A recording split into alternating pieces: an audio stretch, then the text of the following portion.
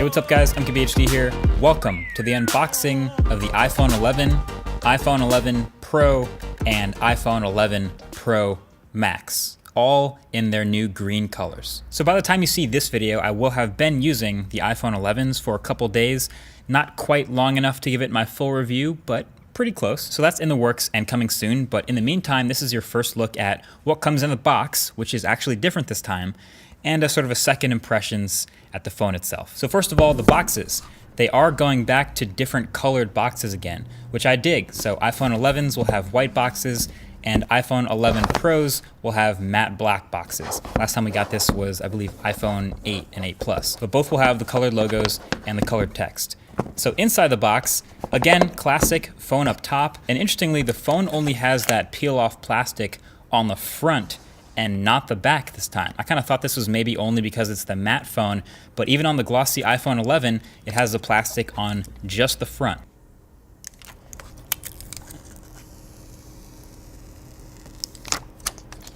Okay, so underneath the phones, they all come with that little packet with two white stickers in it again. No fancy colored stickers, just the white Apple stickers. And then there's the Lightning earphones again. So nothing special, no AirPods included in the box or anything wild for the price, just the Lightning earpods. And then beside that, finally, here's what's new.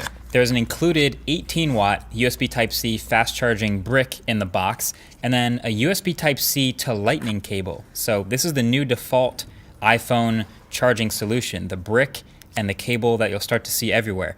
Why not just go USB Type-C all the way to the phone? I don't know, could just be a Lightning licensing thing, kind of stubborn, but there you have it. The iPhone 11, however, the non-Pro, still comes with the garbage, barely functional 5-watt USB-A to Lightning charger in that box. Disappointing, even if the phone is $700. But anyway, there you have it. That's the unboxing of the Midnight Green iPhone 11 Pro and all its matte finish glory, the iPhone 11 Pro Max and its noticeably heavier self, and the glossy iPhone 11 looking very familiar. Green is a new color for all these new phones, and for some reason, maybe I'm just not seeing it, but everyone seems to love the greens. And so, taking a closer look at it here in person in the studio, it's solid. I definitely don't hate it, but I'd still personally go for the space gray. But now that we have the greens here, let's take a closer look at this color, and for those of you still debating if you want to get this color or not, you'll see it. So with the midnight green of the iPhone 11 Pro, I'd say it's slightly different from the green you see on the box. So the box kind of makes it look a little bit lighter, but it is in fact a bit more muted. In fact, if you put it on this color chart, you'd sort of expect it to be closest to this sort of military green, but as soon as you drop them next to each other, it's not. Matter of fact, it's actually closer to gray than green. Like, it really is very subtle. And you do notice, even when it's not next to another green surface, that it is not quite gray. It's just a little bit off of gray. Sometimes white is off-white. This is like an off-gray version of that. It's somewhat close to the olive green of the MKBHD merch tag tee I'm wearing with just a slight tint, but overall it definitely falls on the spectrum of like this classic camo green or military green sort of colors. The colorway of these shoes is called Shadow Camo, so if you happen to own them, here's a little comparison on how they look next to each other. Not too far off. I don't know, maybe I'm just not a green person. I saw some mock-ups on Twitter of like a light blue iPhone Pro. That would have been kind of sick. Or even a matte product red iPhone Pro. That I would have loved. Apple, if you're listening, if you want to do a 6-month color refresh of the iPhone, please do a red. Please. Honestly, the closest match I have in the studio, which actually kind of blew my mind, even closer than the actual box, is this ottoman footrest thing. It's basically the exact same color as the iPhone. Like, it's precisely the same color. So there you have it, the more you know. And then there is the iPhone 11, our much more familiar looking phone. So there's 6 new colors for the iPhone 11. This is one of them.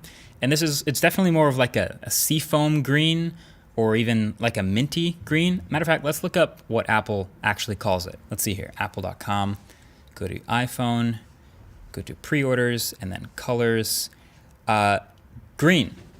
They just call it green, so that's a pretty basic name, but I guess we'll compare it to other blue-green types of things in the area, the aqua colors. This phone color, along with the new purple and yellow iPhones, have way less everyday objects that are close to it in terms of color, but I'd say that they're more like pastel-y in color, similar to the corner of this color chart. A lot of people noticed the Apple logo color on the badges at the event this year were aqua green colored, and that's a little darker than the phone, as you can see, but I would have been really happy with the darker aqua as the iPhone color. I actually think it's a throwback to when Apple had that color in its logo, and when they also had that old classic iMac with that back color, the clear plastic, having that aqua green. Here are some other greenish phones that have existed over the past couple years, including the rare Nextbit Robin and the green half of the bikini case on the Galaxy S8 Plus. You know, all just a little bit different shades of aqua green. But ultimately, the iPhone 11 box is the closest to the actual color of the phone. So if you see the box in the store or anywhere,